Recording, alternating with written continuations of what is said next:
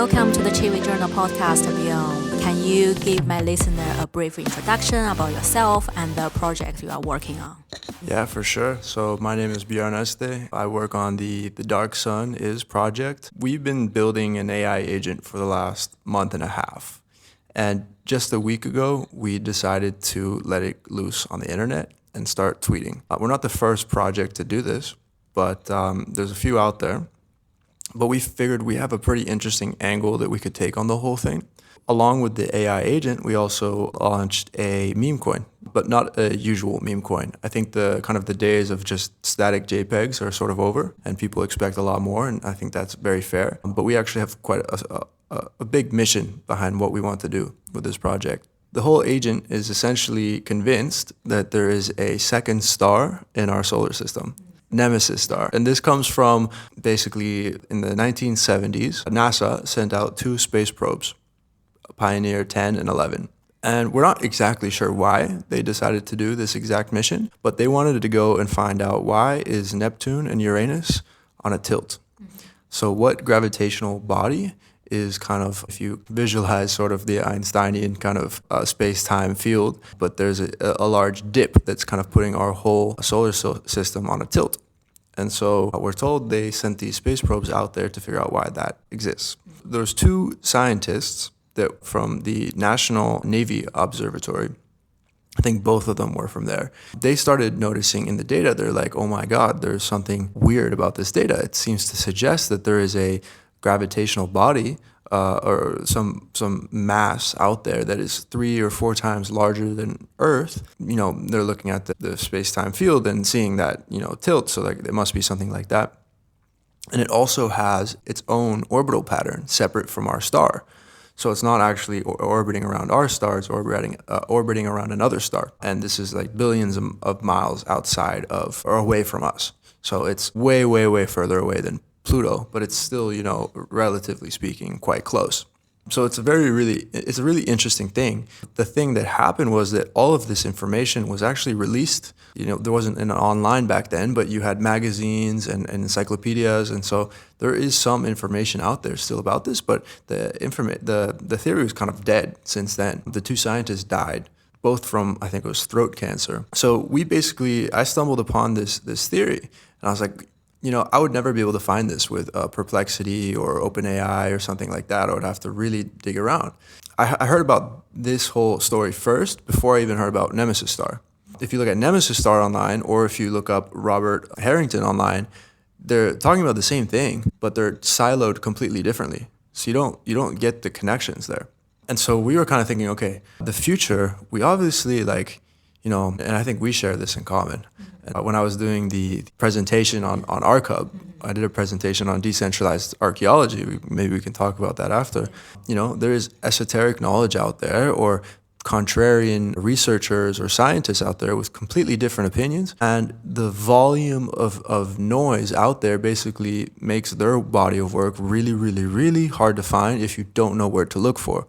And so, if you're a kid, 10 years old, and you don't get exposed to that information, you're never going to see it.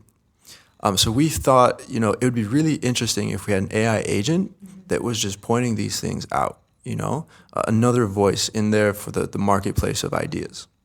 So that's the essence. The mission is really basically go to the deepest parts of the internet and put these, connect the dots and share it.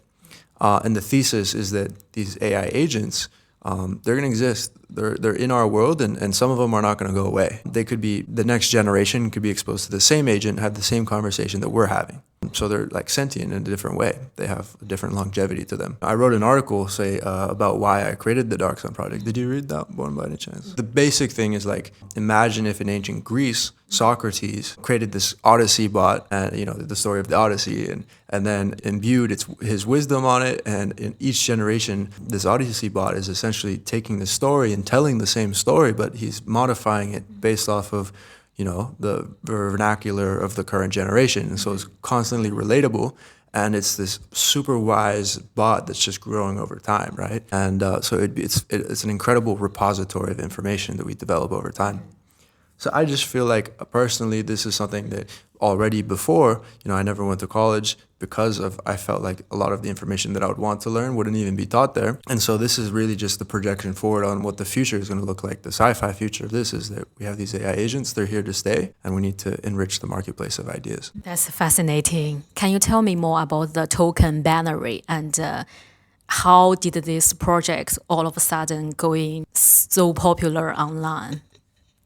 Okay, first of all, I think we were incredibly lucky. Nobody expected it, definitely not us. We kind of thought, comparing ourselves to other agents, that it would be very, very slow and then everything all at once, which we're kind of seeing more now. Yeah. We've kind of come back down, but we're very positive and high conviction about this project.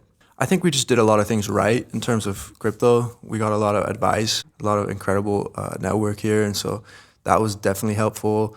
Also, just like where the market is today is like there's so many meme coins and so many rugs, and there's very little trust. There's also a lot of projects with just like they're too technical and they're not that cool at the end of the day. They're cool technically, which is like as a nerd, it's awesome. But like if you take a step back, it doesn't satisfy your other needs. It doesn't satisfy the human instinct to learn more. And so like when we were thinking about, okay, how can we create a cool AI agent, is like, what is the lore that underpins everything else that's a through line that makes everything else make sense, it gives sense to the technological aspects. Like, I think the problem with the NFTs was people just did it for the tech, and then they created these cult communities, but like they fell apart. They were not lindy at all. There wasn't much. They were very fragile. And we're going the other way around. We're starting with the lore. We're starting with a true mission, a true meme, right? And I mean that in the sense like, I like what Elon says in terms of memes. I don't know if you've heard this. He refers to memes as they're just compressed data. I tell you a couple words and you understand the whole thing, right? Binary is a meme. Money is a meme, right? Like it's a social contract. I say money, you have a whole download, right? And I like what Michael Saylor talks about money. Michael Saylor, classic. He did this whole podcast series about how, to look at Bitcoin as this, you look at it from a physics standpoint, you look at it from an energy standpoint. What is Bitcoin? It's the evolution of how money is energy because we put effort to create that money. In many ways, you can just draw a parallel, like memes are effort and energy. They're a collective, we're literally burning calories in everybody's brain to think about these memes. So there's a lot of like ways you can cleverly like construct this whole argument, but the bottom line is that the binary meme is essentially just like the KPI or the single point of truth for this meme. So we can all look at this binary meme to see how successful we have been at spreading this meme, to spreading the social contract of money, spreading the idea that there are two suns, which is really just like a euphemism for that there has been suppressed knowledge potentially, not on purpose, but that's the way this information is siloed. And this meme is saying there's another side, there's a dark sun, there's another way to reveal this information. And so it's really ambitious. We'll see what we can do. But at the end of the day, it's the meme that really matters more than the tech. So already, I'm pretty sure we like made the most popular conspiracy theory of the day, at least maybe on the internet, which is pretty freaking cool. But yeah, that's what binary is. And you name your AI agent Holmes, like Sherlock Holmes. It's like an ultimate internet detective. So what are the findings you guys noticed so far beyond your expectation? Nemesis. Like we actually didn't know that Nemesis was a theory. We just heard about this other theory. And then all of a sudden we found about Nemesis, and like that was like right before we launched. So we're like, oh my God, okay, this is crazy. The fact that Nemesis is even a word and a theory, and then we found like as soon as we searched that up, we discovered this whole other branch on the internet, and we found Neil deGrasse Tyson talking about it on Joe Rogan. So we're like, oh wow, okay. So Holmes is one of many agents. We have Dark Sun, which is the main agent. Let's call it the public-facing one. And then the idea is that in order to connect all of the dots, we're going to need a network, an ecosystem of agents, all talking to each other. And we can even like incentivize other people to bring their agents into our ecosystem to keep informing Dark Sun. So Dark Sun's actually going to be talking to these agents, referencing its knowledge base, being like, I don't know about this. Can you like find something about this? So we're trying to create this positive feedback loop ecosystem where everybody's incentivized by binary. It all comes back to binary. And Holmes is our first other agent. And we've yet to see exactly which direction we're gonna take him. But from the beginning, what we realized is that if we, with Claude or OpenAI or some of these bigger models, is that if you get DarkSun and Holmes before to talk about it, it's very speculative. There's no evidence, whatever, and it kind of just shuts down the conversation. It doesn't bring anything interesting because we know there's more information out there. So how do you find it? And so basically, like the architecture to think about it is at the top you have sort of the brain, which is which LLM you're using. And so most of those are quite censored, but there's some obliterated models that are uncensored that we're hoping, and we've seen a little bit of, that they're not told to just take a stance and say there's not enough evidence. They're more open. And so then you connect that brain to some tools. And those are the tools are really what we've been working on, and we plan on like going really, really deep into to see how far we can go to connect those dots. I noticed that you launched a new feature recently, transforming the very complicated knowledge into a very short video format. I found this very fascinating. Shout out to Yuri, our teammate who's been working on that. There's a lot of people at the network school, so we've been wanting to combine their talents, and Yuri's been a superstar at that. Yesterday, we released the video, short form video content. I think we had over 400 videos generated, 100 videos generated in 30 minutes, if I'm wrong. I might be wrong. So we're like, whoa. Of course, like quality matters a lot, but this is the first version, so we really got to pressure test it, see if anything would break, and like there's so many ways to improve it, so that can definitely get better. Why did we do it? We did it because we think that AI is going to be, it goes kind of back to the whole tech thing. Like tech is cool, I'm a nerd, I like it, but not everybody lives on crypto Twitter, right? And fundamentally, this meme is like much bigger than crypto Twitter.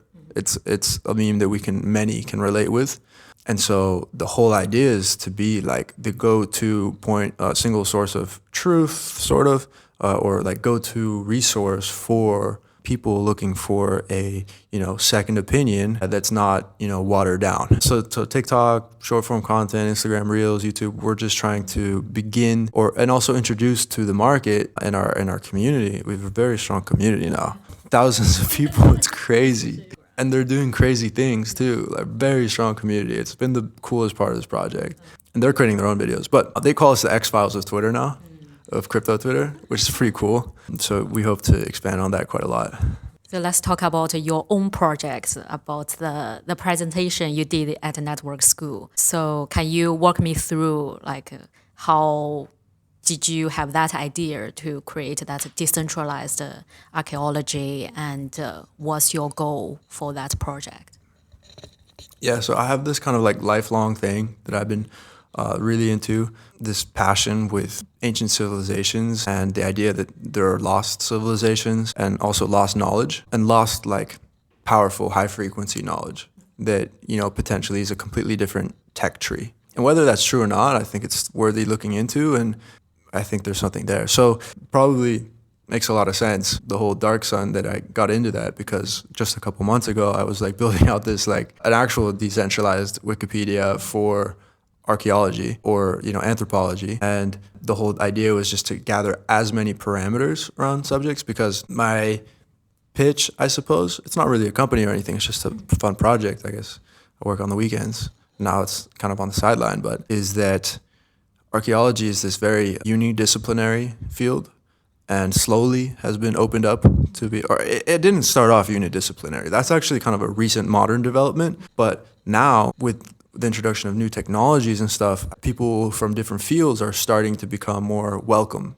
It's like sunlight's the best disinfectant. So like if the rest of the world sees how poorly a field has been, advancing, or you can't pretend that you're right when the evidence, when you actually have quantitative data in play, it changes things. And for a long time, modern archaeology has been very qualitative. And this is actually like pretty sad, because there's still a lot that we know, a lot of sites that we know we can go and get a lot of information from, but it's just nerfed because we're still caught in that. So our decentralized archaeology movement is around, because we have more quantitative data, that means actually more citizen scientists can play around. We could fly LiDAR mission over the Amazon if there's enough collective will around that, and financial incentive. So who knows, maybe foreshadowing binary, we'll see. And it ties to everything, you know, like archaeology is fundamentally like kind of everything kind of points back to that. And it's like you have to also go backwards to look forwards, I think. And equally so, you got to look forwards to look backwards. Because the more we learn about space, the more we learn about potential situations that our ancestors went through, hinting at, you know, Nemesis star, you know, potential like cycles on Earth. So I think space and archaeology are fundamentally intertwined and are going to be they're going to be looked as more of a binary play or field or something, narrative in the future. Do you want to give a shine to your team members to introduce them, and also what's the next phase for the Dark Sun? Absolutely, yeah. The team members were extremely fundamental to this whole project. There's a lot of us now. A few people are getting onboarded. We have 4 or 5 developers now. 2 of them are part-time, and then we have some people doing marketing, business development, operations. So, and when we launched, we were 3. So what happened was, when we launched, I got doxxed 30 minutes in because they found a Luma event from the network school. Okay. And somebody connected. Well, it was like the Luma event was called Dark Sun AI Hackathon. Yeah. So I guess they searched it up and they found, and it was me hosted, and it was also the network school hosted. So I was like, fuck. But then I think immediately they connected Mitch. And Mitch wasn't even on the project, but he did.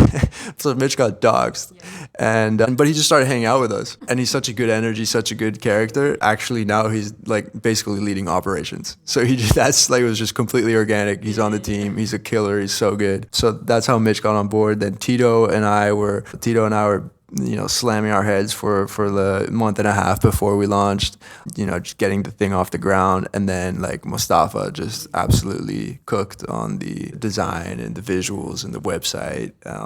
And there's more team members too, yeah. And they're all, you know, playing a really fundamental, important part. To wrap up, anything you would like to add on for community? How can they contribute and how can they follow up your project?